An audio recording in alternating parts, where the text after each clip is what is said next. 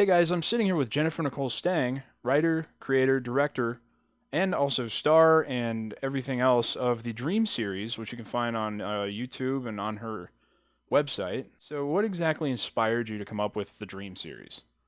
Well, the Dream series, I was I wanted to do a short piece that I could shoot. I had just bought a new camera and I wanted to shoot something kind of short and that was that had a low budget. And I thought it'd be interesting to talk about, one person's perspective in a dream.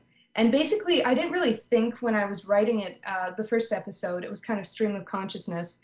And I think, we sent that one in to various festivals and kind of did the festival circuit for a bit. Hmm. And as that was happening, I was thinking, oh, it'd be interesting to do a few more.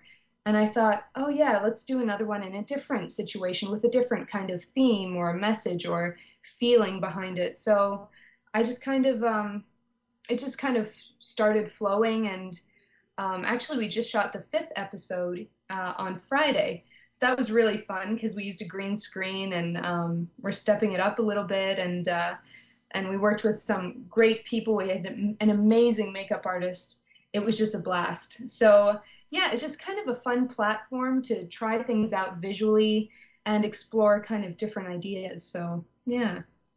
It's really interesting. You do all the cinematography, or do you have help with that? I thought I read. Is it your brother that helps you out with that? Yeah, he does.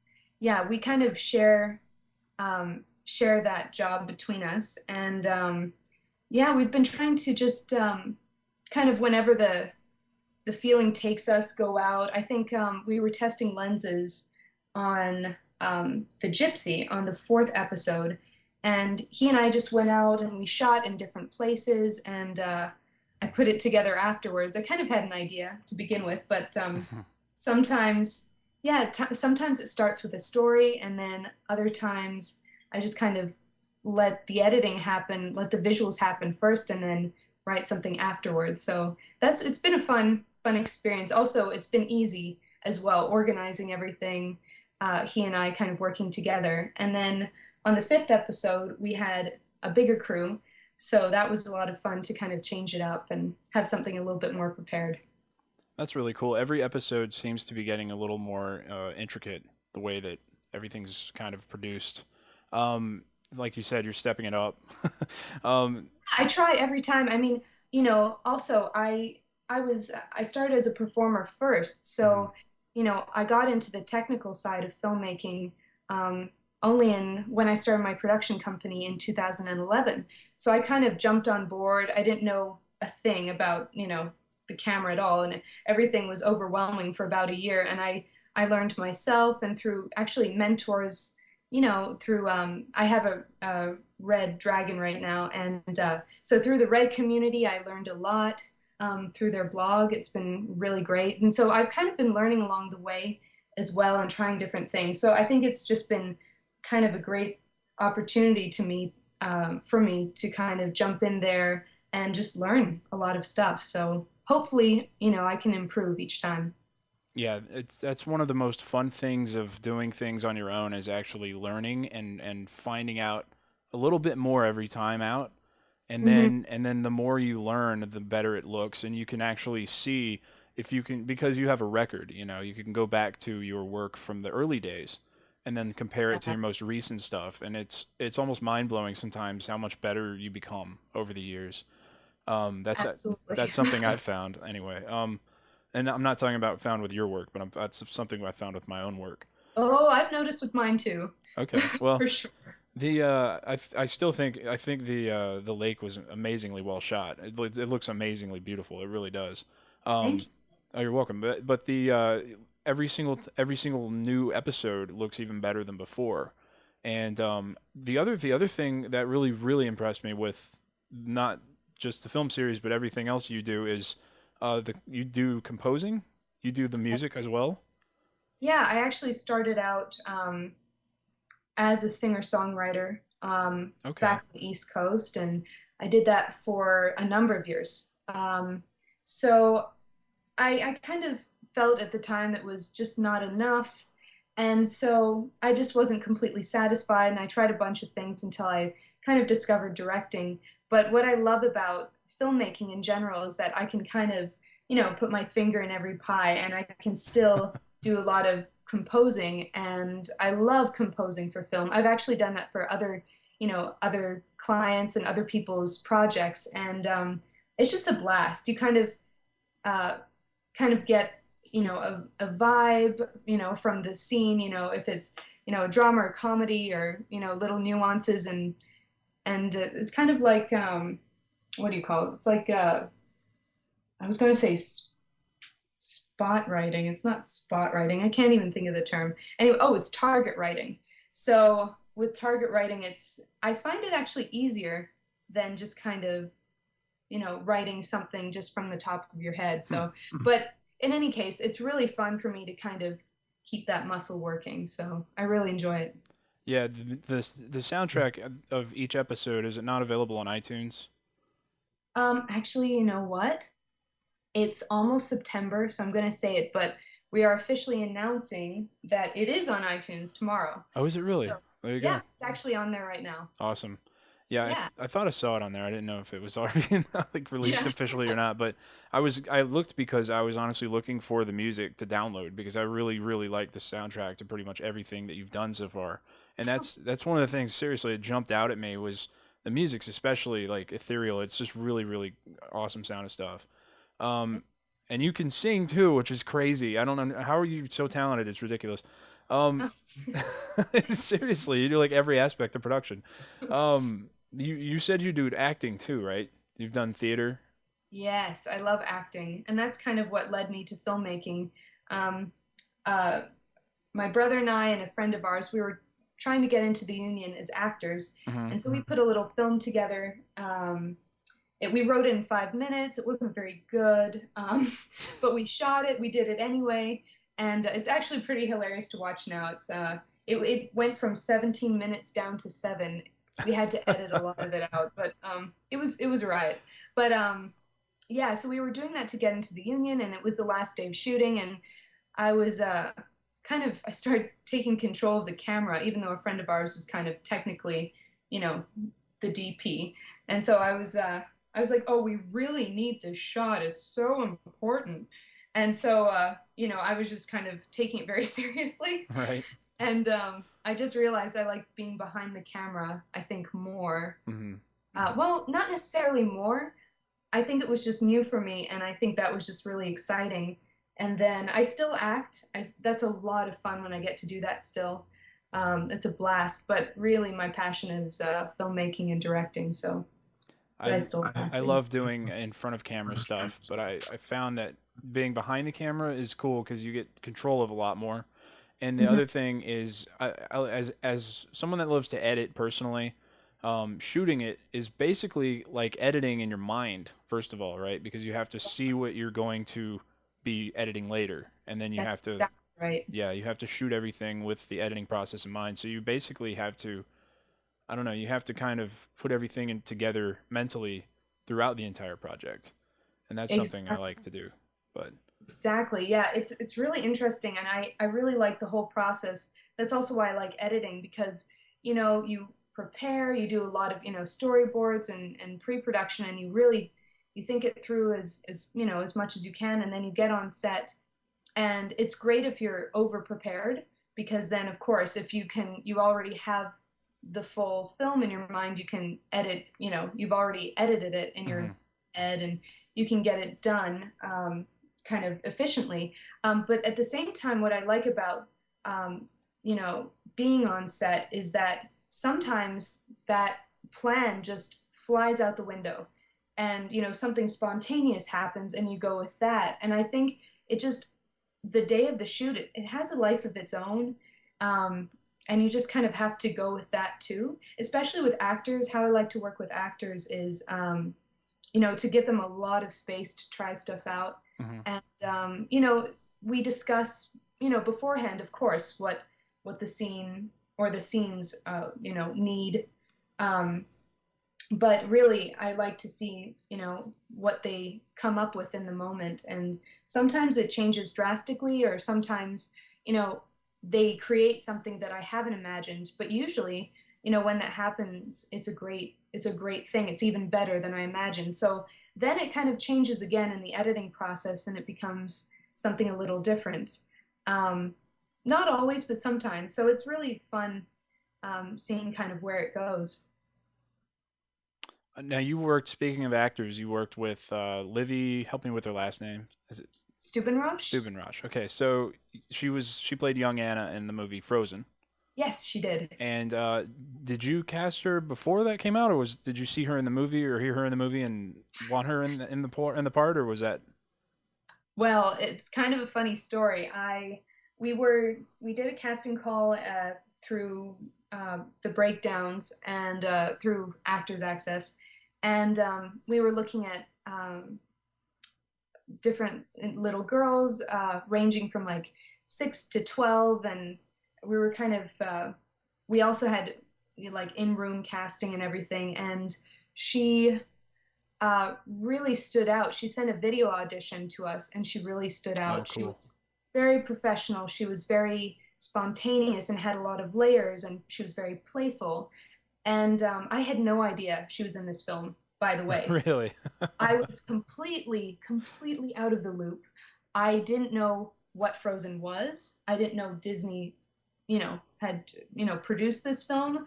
I had no idea. And I saw that on her, resume. I did read it. And I thought, okay, that's nice. And I remember she she came on set because she and her grandmother, who manages her, they came all the way from Ohio for Oh, pilot season. So what was so cool is that we were shooting just when they arrived.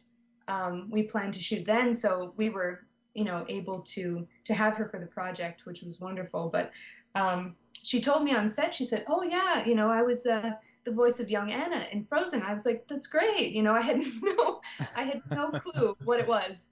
And then, I heard a bit more about it. I heard Disney. I heard, it was like the biggest. They, in the box office, it was like number one yeah, that it did year. all right. Yeah, I did fine. And so, yeah, and then I finally saw it, but that's terrible. I was so out of the loop. So really, I picked her because of her talent, and which is pretty cool. So Yeah, because it's a nice lot, that it kind of yeah, coincides with the whole thing. Yeah. yeah. So she was just very special, and she really popped out, and yeah. So yeah, she was a delight. She was really, really fun to have on set. She was really, really sweet. Yeah, she seems really sweet in her interview that you did with her. Um, Yeah. so what prompted you to want to make films in another language other than English? I don't know how else to say it. A foreign language Absolutely. film. Well, the first one came out in Spanish just because it came out that way. And then, of course, I wanted to do one in English. And then I thought, you know what? The whole point of this series is to make it as universal as possible. It could be, you know, someone having a dream, in any country, anywhere. And I Hmm. thought that, might as well keep it as, yeah, just as universal as possible. And I do it in Italian, but my Italian is awful. So I'll have to work on that first. But that would be cool. You should do one like Charlie Brown's Teacher. Oh yeah, I Wah didn't I wah didn't wah really wah see. wah wah wah wah wah. Oh Just yeah. nothing but the whole time. Yeah, that's all it should sound like. That would be fun. That would Um, be fun. so how many languages do you speak? I speak about two and a few more to make up three. Um, She's making fun of me earlier. We actually had to restart the interview, and I asked. I thought I heard three because I thought I heard Spanish, English, and French. yeah. Uh huh. So I definitely speak English and Spanish, and my French is it's pretty good. I understand most everything, but it's really rusty because I haven't spoken for such a long time, Oh, okay. and my mom is Dutch, so I grew up hearing that, but she didn't really teach that to my brother and I. So we have it. We can actually use the accent when we speak. We're actually trying to learn right now, but I do understand here and there, and and then my Italian is just like pretty bad as well, but I can get by with a few words. So So just put all those in a bag together and We have three mix languages. one, maybe. Yeah. So two plus infinity is three. So, um, No. um, so where did you grow up exactly? Or was it I many was, different places? yeah, I was born in Argentina, and then I grew up in England, all over Canada, well, all over Ontario, Philadelphia, spent some time in New York, lived in Spain for a couple years, moved back to the UK, and then I moved to Los Angeles. So I've been here 5 years now. So I was kind of all over the place because of my dad's job at the time, and then I continued to move, and then I came to LA for work. So yeah, How's LA been treating you so far? LA is a strange place. Honestly, it takes a while to get used to. I think socially, um, people are in their own bubble, Hmm. and it takes a it definitely takes a while to get used to and to find the right people to spend time with. But I've been really lucky. I've worked on great projects with great people, and so I haven't really, you know, spend a lot of time with, people say that a lot of people who live in LA are superficial, and I'm sure that's true. But I've just been lucky with meeting the right people so far, and nice, kind, down to earth people. So who I love to work with as well, which is great. Yeah, that's always nice. It's Yeah. always nice to enjoy going to work instead of hating it every single day, which Yeah. I know that's the majority of the population, unfortunately, right? That's Yeah. so you're kind of living the American dream. Like you're just getting to do what you love. That's what's really important, right? Yeah. And I think it's, seeing things in the most positive way you can. If there's a difficult situation, or, instead of complaining and, blaming other people for, the things you don't like. And believe me, I've complained a lot about the city, um, with my European upbringing. But, the less you do of that, and the more you focus on what you can do and what you can give in the city, the better you feel. I think that's everywhere. So Yeah, that's a pretty universal thing, I'd guess. yeah, Yeah, just make the most of it, right? Because you can't really do anything about a lot of it. exactly. And there are a lot of people in LA that take advantage of others. In this industry, or I'm sure other industries as well, but in particular, there are so many stories, and you just try to stay away from the people that are either trying to get something out of you, or Hmm. being sneaky, or or just not genuine. It can be really hard though, because some people are so good at being deceitful. Yeah, I think I think you can definitely get a feeling, though, even if it's not clear. Not always, but you can definitely get a feeling. And really, the proof is in the pudding. If you decide to work with someone, and they work really hard and they're pleasant to work with, then great. And sometimes you have to try different, you have to see how it goes. Sometimes Hmm. you don't know, but I've been pretty lucky so far. So So, in addition to the Dream series, you've also directed music videos, correct? yes, How I is love that? directing videos. Great. I've directed uh, several music videos. One just came out for a band in San Francisco, Cool. based out of San Francisco, called Way Jose. And they are a very eclectic group. And so it was a real challenge, to do their music video, because it was had so many layers to it. So that was a blast. And I just went around with my camera, and just kind of tried different things. So that was a blast. And then I did a music video for my brother's band called the Royal Jacks, and that was a lot of fun. We had quite a few actors in that. A lot of people came just to help out, for free, and Hmm. a lot of friends that we knew, and everyone was just so giving, and that was a lot of fun. And went to various festivals, which was very, very nice. And then I did a music video for myself. I kind of thought of because I have a lot of expensive ideas, so I was trying to keep them simple. So I did one for myself that was, on the beach, and that was a lot of fun too. And yeah, I recently shot another music video for the Royal Jacks, and with a great DP named Jimmy Hammond, and that was a great time. So I'm going to be in. We're now in post production. I'm going to start editing soon, and Cool. I don't know. They're just a blast to do. You get to try so many different things. Yeah, they're completely experimental, right? I mean, Hmm. you can pretty much get away with anything you can think of. Yeah, we thought of some random images for the last music video for the Royal Jacks. It all has a concept, of course, but you just get to play with different things, and it's so far, the groups that I've worked with kind of say, "Oh, you can just kind of do whatever you want," and I think, really, what do you want to see, and what do you want this to be about? And I've just kind of taken free reign with a lot of those videos, so which has been really fun.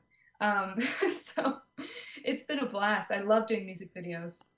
So That's it's really cool. How do you get to know these bands, or how are you becoming aware of them particularly, or them of you?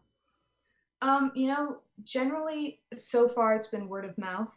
So there was someone I knew. I was going to school in Philadelphia for this one particular school for about 4 years, and I knew a musician. He was in my class there. We kept in touch over the years, and so then he was in this group, and he asked me to do. He had been following sort of what I was doing as well, and he said, "Hey, you want to direct this?" And I said, "Yeah, absolutely."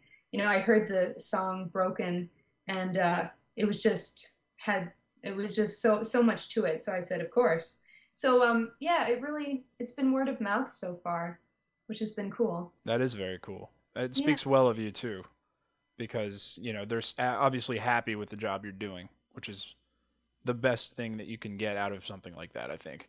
Um, that's a huge that's compliment. Yeah, exactly. I was gonna say that's like the best review that someone can give you is to recommend you to someone else. So Yeah, absolutely. Yeah, Justin just got online, so I'm not sure if he wants to join us or not. absolutely. Hang on a second. Let me see if I can't include him without hanging up on you because that happened one time. No, no worries. Hello. Oh, hello there. Hi, we are on the line with Jennifer. Hi.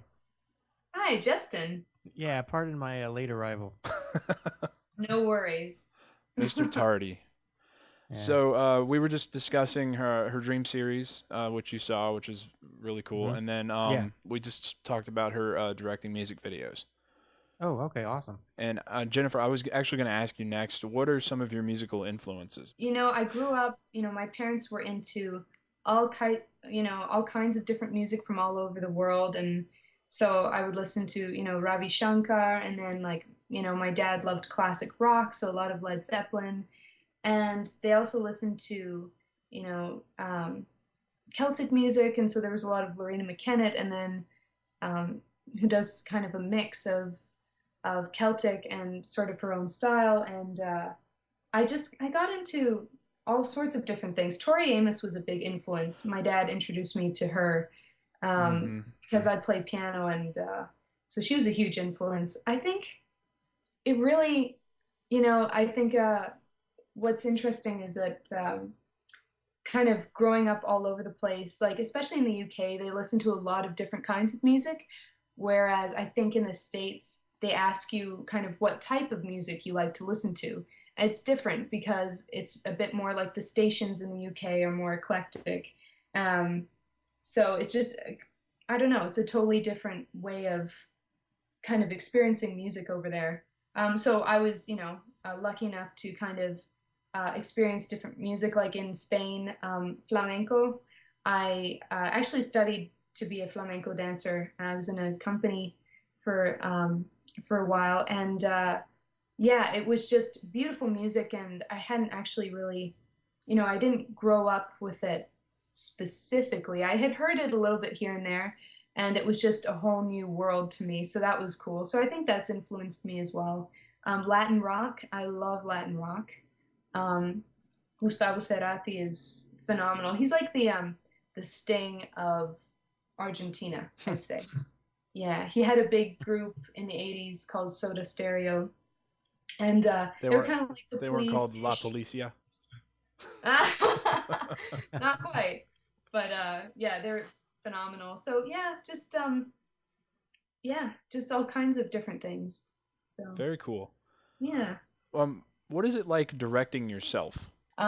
When I'm directing myself, I kind of know the story. I've worked on the character. So I've done kind of two jobs. I've done the directing, kind of working on the story side and the shots, kind of all the pre-production work. And then, you know, I go elsewhere and, think about the character and do all that work. So surprisingly on set, it's not too difficult to direct myself, although I have to say, I think if someone is directing you, it's it's more interesting because they're giving you more to play with. They're seeing something maybe that you could bring out more, or try a different flavor or layer, or do more with the role. So it's nice to be directed, I think, by someone else who has an objective kind of vision of it. But it is fun because we do move quickly. So I'm like, okay, we have that shot. Next, I'll do this part. So it's kind of fun to jump in, but I do like kind of what is interesting as an actor, because you are vulnerable and you're experiencing all kinds of different things. It is nice to be taken care of by a director, and to be kind of, you don't have to necessarily be guided through all the time, but it's nice to be kind of, yeah, I like that kind of dynamic. So it really depends. Yeah, I like both though. So, what is your favorite aspect so far, if you can pick one, of filmmaking? Ooh, filmmaking. I really like directing because you do see the full story, and through from pre-production to production to post, you get to work on this story all the way through, and kind of um, see it to the end. I think that's the most fun, really, is directing. Also, I love telling stories. I think that's what I like, the most about filmmaking. So yeah, that's the most fun for me. I'll just add to the point of when you were saying versus, like kind of like being directing versus actually, doing it yourself. It's like on one hand, if you do it yourself, it's all kind of you. You have all that stress of you figuring out the shots, etc. But then if you do have somebody directing it for you, it's kind of like you don't have to put as much worry on that, and you can focus. And I guess it's just there's pros and cons to both of them, really, right? Exactly. That's very true. Yeah, exactly. Yeah, and Okay. it's kind of nutty trying to, because I produce a lot of what I do as well, because usually I write the story and I want it, I want to make it happen, so I line produce as well. So it is nice when you have more people on board, that's for sure. Um, To have you composed all of your own work thus far? let me think. Yes, I think so. My brother and I collaborated on, I don't know if you've seen this one, it's called The Devil's Snare. No, I haven't. It's like I'll a little I'll horror watch it then. short. It's like a psychological thriller. It was really fun. Difficult to shoot though in the location. It was in the desert, but it was a blast. Cool. That we wrote together, or he came up with half of it and I did the other half. But yeah, usually I do it myself. I would love to branch out and work with other composers and everything, Mhm. and yeah, that would be fun to do going forward. And you mentioned, I'm sorry, I think you dropped out a little bit, but did you say that The Devil's Snare, was a horror short? It is. Okay, I told Justin this. The podcast that is Yeah. actually hosted on a website dedicated to horror movies. I And saw. what's funny is I told him I think you would make one hell of a good horror director, Hmm. Ooh. because Well, that's of the Dream series is really I honestly think you would be really It's good at it, vivid. and it would be very I would think it would be what kind of a horror movie would you make? Is you my know, I question. Do you think it would be more of like a psychological kind of thing? definitely. I like a lot of I'm actually working on something right now that's kind of like a thriller, um, and I love the idea of like ghosts and spirits and kind of just I think the psyche of a Hmm. of a person is just so you can go all sorts of ways in there. Like it can be dangerous. It can be you can question a lot of things, things that aren't there, things that maybe are. I don't know. Just it really fascinates me. I think it'd be a blast to do more psychological thrillers, I would and kind of love like that. horror shows. Yeah, That there would needs be to be Seriously. more. amazing. So get at it. Yeah. Will do. Yeah, unfortunately, like most people, I think in that kind of field, because honestly, the like with the Dream series and that kind of thing, it's really beautiful. But the other side of that is the horror genre, right? I mean, it's kind of like the Exactly. opposite, It's the dark but side of the moon, so to yeah, speak. kind of right. It's the dark side of the beautiful part, right? There's always the yin to the yang, right? So you have Exactly. to kind of balance it out. So you need to get to work on that. No, I'm just kidding. Oh no, I do. But Actually, I've been thinking for the Dream series, we do have like it is a very particular no, niche. there And so there are what I nightmares. haven't done yet is um do kind of the dark side of like the nightmare Right. kind of aspect. And I haven't done that yet because I don't want to kind of scare our followers. Um but I actually have an idea that I've been working on for one of the episodes that is very dark, and that's what dreams are about. They can be light, dark, in between. I think embracing the light and the dark is very important. um, and so I think that'd be really fun to do. I'm just yeah, I think I might, maybe one of the next episodes I might just kind of go down that path. I think that'd be Is there fun.